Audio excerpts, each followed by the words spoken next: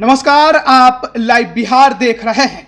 बिहार की सियासत में गठबंधनों के स्वरूप बदल गए हैं। आने वाले समय में बिहार की राजनीति पर देश की सियासी निगाहें भी टिकी हुई हैं। सीएम नीतीश कुमार लगातार विपक्षी नेताओं की गोलबंदी में लगे हुए हैं। वहीं बिहार में बीजेपी अपने बूते खड़े होने की कवायद में जुट गई है। इन सब के बीच बिहार में 3 विधानसभा की सीटों पर होने वाले उपचुनाव को लेकर मंथन का दौर शुरू हो गया है। इस उपचुनाव के संभावित परिणामों को लेकर भी चर्चाएं शुरू हैं और ये चुनावी नतीजे बिहार की आने वाली सियासत को कैसे प्रभावित कर सकता है, इसको लेकर भी राजनीतिक हलकों में गुना भाग किए जाने लगे हैं। इन तीनों ही सीटों पर जीत के लिए बीजेपी और महागठबंधन अपनी पूरी ताकत झोंक सकते हैं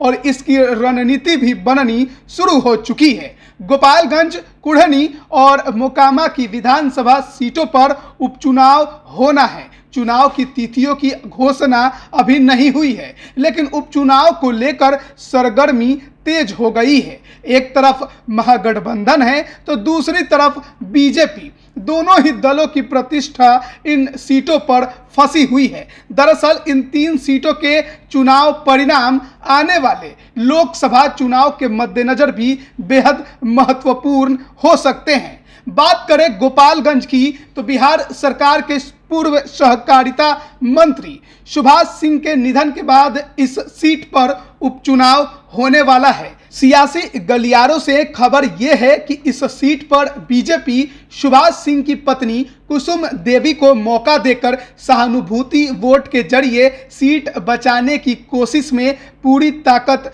झोंकने वाली है। वहीं दूसरी तरफ महागठबंधन भी गोपालगंज सीट को अपने पाले में करने की कोशिश में पूरी ताकत लगा रहा है। दरअसल गोपालगंज लालू यादव का गृह जिला भी वर्तमान राजनीतिक हालात में महागठबंधन की स्थिति जातीय समीकरण के लिहाज से थोड़ी ठीक दिखाई दे रही है। हालांकि निर्भर करता है कि महागठबंधन गोपालगंज से किसे उम्मीदवार बनाता है। खबर यह है कि इस सीट पर जेडीयू अपना उम्मीदवार उतार सकता है।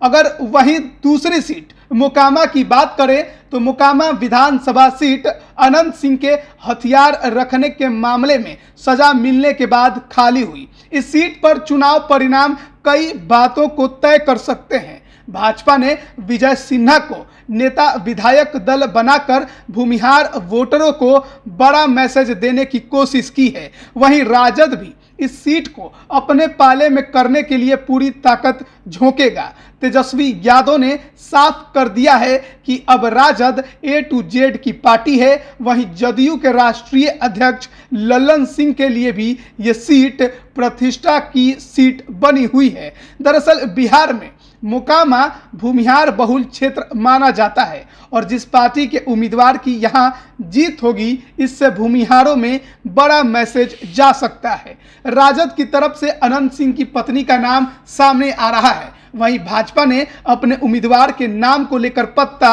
नहीं खोला है। अगर तीसरी सीट कुढ़नी की बात करें तो मुजफ्फरपुर की कुढ़नी विधानसभा सीट राजद के अनिल सहनी ने जीत हासिल जरूर की थी, मगर एलटीसी घोटाले में सजा सुनाए जाने के बाद उनकी सदस्यता रद्द होने की संभावना है, जिसके बाद ये सीट भी खाली होगी और इस पर बाकी 2 सीटों के साथ उपचुनाव होने की संभावना है।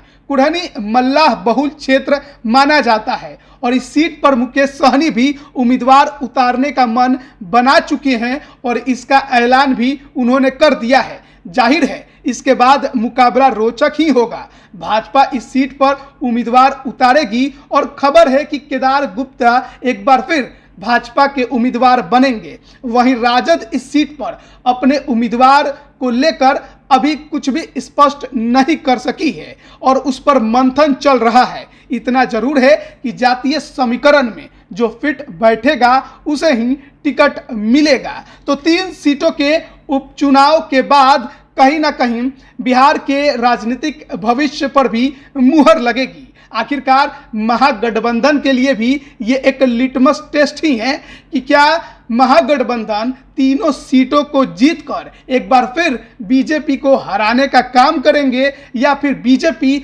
अपने बूते तीनों सीटों पर अपना दमखम दिखा पाएंगे। और कहा यह भी जा रहा है कि 2024 लोकसभा चुनाव से पहले यह 3 सीटों का उपचुनाव सेमी फाइनल है। लाइव बिहार यूट्यूब पर सब्सक्राइब और फेसबुक पर लाइक जरूर करें।